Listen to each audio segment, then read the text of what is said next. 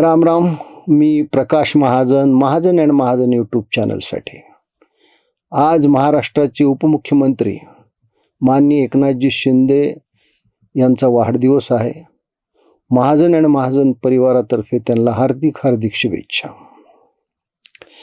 महानगरपालिकेच्या निवडणुका पार पडल्या. अपेक्षेप्रमाणे बहुतेक महानगरपालिकेमध्ये महायुतीला घवघवीत यश मिळालं. हे यश मिळालं सत्य असून देखील काही मराठी माध्यम, काही लिब्रांडो पत्रकार, काही प्रसारमाध्यमाचे संपादक यांच्या मात्र पोटात दुखू लागलं आणि त्यांनी विविध प्रकारच्या अफवा वावड्या उठवायला सुरुवात केली. काय सुरुवात केली? एकनाथ शिंदेच फुटणार, अजितदादाची राष्ट्रवादीच फुटणार, भारतीय जनता पक्षाने उद्धव ठाकरे एकत्र येणार. अहो, काल तर मी एका ठिकाणी असं ऐकलं, एक नेता 2029चं भविष्य सांगायला आहे. त्या नेत्याला 2026 मध्ये त्याचं काय होणार आहे माहीत नाही, तो 2029 मध्ये शिवसेना, राष्ट्रवादी, भारतीय जनता पक्ष, ठाकरे गट यांचं भविष्य सांगू लागला. म्हणजे मला असं वाटतं की आता ओबीसी नेतृत्वामध्ये त्यांना काही वाव नसल्यामुळे त्यांनी ज्योतिषविद्याचा अभ्यास केला, काय कळायला मार्ग नाही.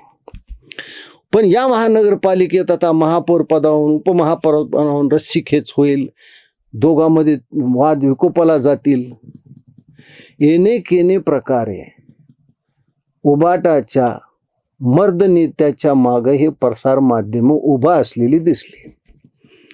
आता हा मर्द माणूस मुंबई सोडली तर इतर महानगरपालिकेत बोटावर मोजण्या इतके त्यांचे नगरसेवक, त्यांचं कोण तिथे विचारात घेईल?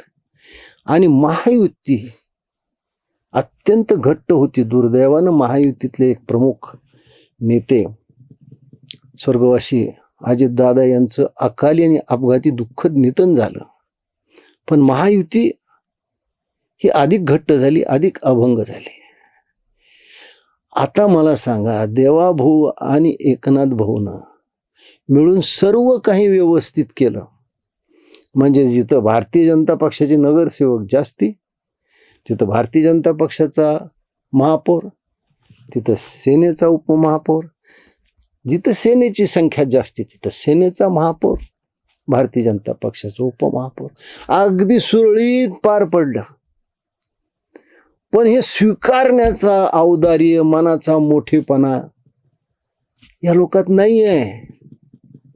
त्या झाकण झुल्यानी आणि ते एक माजी महापौर यांनी काय सांगायला सुरुवात केली, आमच्या धाकामुळे महायुतीने मराठी आणि हिंदू महापौर दिला, आमच्या धाकाने. अरे झाकण झुल्या, तुझी कॉलर त्या बाईनं धरली तर तुझा कुठला धाक रे? आम्ही मराठी आहोत, आम्ही हिंदू आहोत, आम्ही मराठी असल्याचा अभिमान आहे, हिंदू असल्याचा अभिमान आहे. त्याच्यामुळं आम्ही मराठी आणि हिंदू महापौर मुंबईत दिला. काही तुला भिवून दिला नाही, तुला तिथे स्वप्न पाठकर भीत नाही, तू कुणाला भीती घालायला निघाला. त्याच्यामुळे यांचे मांडे यांच्या मनात राहिले. यांना जे वाटत होतं तसं काही झालं नाही. सगळं सुरळीत झालं. आणि हीच खरी पोटदुखी त्यांच्या मनात आहे. यांच्या मनात जो नेता आहे त्याच्या आता विधान परिषदमध्ये सुद्धा निवडून जायचे वांदे आहेत. स्वतःच्या बळावर तो विधान परिषदमध्ये निवडून सुद्धा जाऊ शकत नाही, त्याला कोणाचा तरी टेकू लागतो. आता त्याला कसे प्रसार माध्यम निवडून आणणार? माझी देवाभाऊला आणि एकनाथ भाईंना विनंती, दया दाखवू नका याच्यावर. आपल्या स्वर्गवासी हिंदू हृदय सम्राट बाळासाहेबांचे सुपुत्र आहेत, मग यांना कसं आपण पाडायचं असं काही दाखवू नका. याच्यावर अजिबात दया दाखवू नका. अशी माणसं विधान परिषदच्या प्रांगणात सुद्धा आली न पाहिजे, सभागृहात तर सोडूनच द्या. आणि हे प्रसार माध्यम, हे संपादक, हे लिब्रांडो पत्रकार मनातल्या मनात जे मांडे खात होते ते तसेच राहिले. महायुती भक्कम झाली, अधिक भक्कम होईल. आणि आज संध्याकाळपर्यंत जवळपास सर्व जिल्हा परिषदचे निकाल येतील, तिथं सुद्धा महायुती भक्कम असेल. आणि महायुतीतले हे तिन्ही प्रमुख घटक पक्ष एकत्र येऊन जिल्हा परिषदचा अध्यक्ष कोण असावा, उपाध्यक्ष कोण असावा, विविध समित्यावर कोण असावा हा निर्णय घेतील. त्याच्यामुळं तुम्ही कितीही आमचं वाईट चिंतलं तर कावळ्याच्या शापाने ढोर कधी मरत नसतं. धन्यवाद.